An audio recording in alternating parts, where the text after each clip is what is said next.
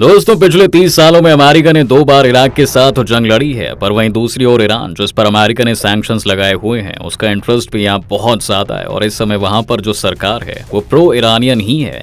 लेकिन दोनों ही देश अभी भी यहाँ के कंट्रोल के लिए झगड़ रहे हैं और ये कॉन्फ्लिक्ट बहुत समय से सबकी आंखों से दूर चली आ रही है। जी हाँ दोस्तों, तो क्यों है दोनों देशों के लिए इराक इतना जरूरी और आने वाले समय में क्या है इराक का फ्यूचर, आइए जानने की कोशिश करते हैं हम आज के इस वीडियो में। तो बने रहिएगा वीडियो के अंत तक हमारे साथ। लेकिन वीडियो शुरू होने से पहले अगर आप चैनल पर नए हैं या आपने अभी तक चैनल को सब्सक्राइब नहीं किया है तो चैनल को सब्सक्राइब करना और बेल आइकॉन दबाना बिल्कुल ना भूलें। आखिरी बार यूएस ने 2003 पर इराक पर हमला किया था दोस्तों, और इस इन्वेजन के दौरान उन्होंने वहां के डिक्टेटर सद्दाम हुसैन को सत्ता से बाहर करके मौत की सजा दे दी थी। लेकिन इस मूव को आज के समय में अमेरिका की सबसे बड़ी टैक्टिकल मिस्टेक के रूप में भी देखा जाता है।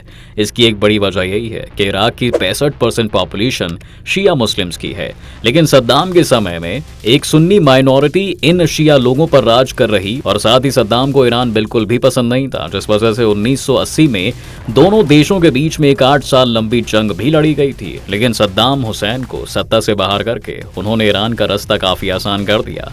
इससे पहले कि हम पॉलिटिक्स में घुसे, आपको इराक के बारे में जानना जरूरी है कि इराक में दुनिया के दूसरे सबसे बड़े नेचुरल गैस रिजर्व्स हैं और साथ ही दुनिया का ये चौथा सबसे बड़ा ऑयल रिजर्व्स वाला देश भी है। अगर ओपीईसी कंट्रीज की बात करें तो सऊदी अरब के बाद सबसे ज्यादा तेल इराक के पास ही है, जिस वजह से इराक एक काफी स्ट्रेटेजिक लोकेशन है। अब ये जरूर है कि सद्दाम के जाने के बाद इराक में डेमोक्रेसी आ गई, लेकिन उसने अमेरिका नहीं बल्कि ईरान का फायदा किया, क्योंकि इस समय वहां जो पावर में है वो ईरान के क्लोज माने जाने वाले पॉलिटिशियंस हैं। इसका सबसे बड़ा उदाहरण हमें मिलता है कासिम सुलेमानी के केस को देखते हुए कि इराक के शिया मुस्लिम्स को अमेरिकन इन्वेजन के समय में अमेरिका के खिलाफ लड़ने के लिए इकट्ठा कर रहा था और फिर बाद में अमेरिका ने उसे ही मार गिराया। लेकिन आज की इराकी सरकार ने अब उस जगह को एक मेमोरियल साइट बना दिया है जहां पर कासिम सुलेमानी को मार गिराया था। यहाँ पर एक इंपॉर्टेंट पॉलिटिकल फिगर की बात करनी बहुत जरूरी है, जिसका नाम है मुक्तादा अल सदर, जो कि ग्रैंड अयातुल्लाह मोहम्मद सादिक अल सदर का बेटा है, जो कि सद्दाम हुसैन के वक्त में शिया लोगों को उसके खिलाफ स्ट्रगल करने के लिए इकट्ठा किया करते थे और उनकी मौत के बाद से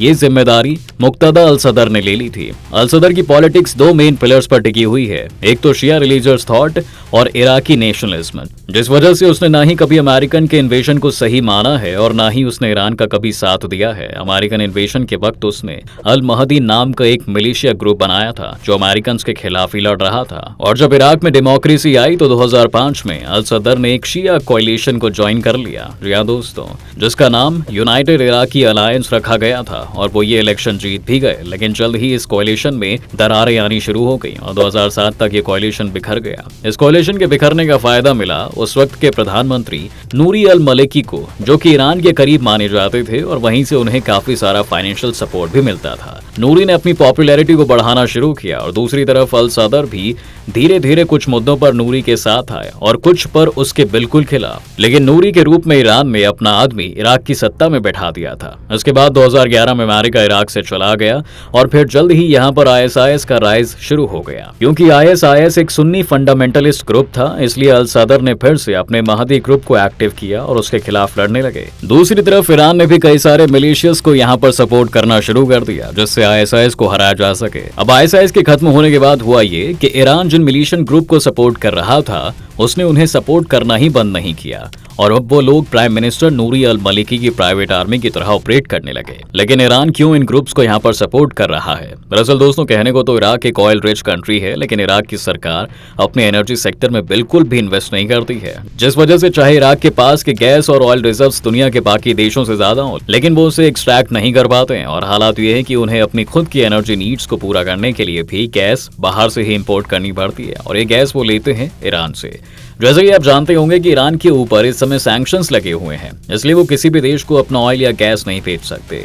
लेकिन इराक को लेकर उन्हें एग्जेम्पशन दी गई है क्योंकि इराक को गैस की जरूरत है और यही वजह है कि ईरान ये पूरी कोशिश करता है कि इराक की सरकार कभी भी अपने एनर्जी सेक्टर में इन्वेस्ट ही ना कर पाए और वो ईरान से ही गैस खरीदती रहे। इस समय इसी गैस इंपोर्ट की वजह से इराक के ऊपर $11 बिलियन का कर्ज है जो उन्हें ईरान को चुकाना है। एक तरह से कहें तो ईरान अपने सैंक्शन से लड़ने के लिए इराक को गरीब रखना चाहता है ताकि कहीं से तो उनके पास पैसा आता रहे।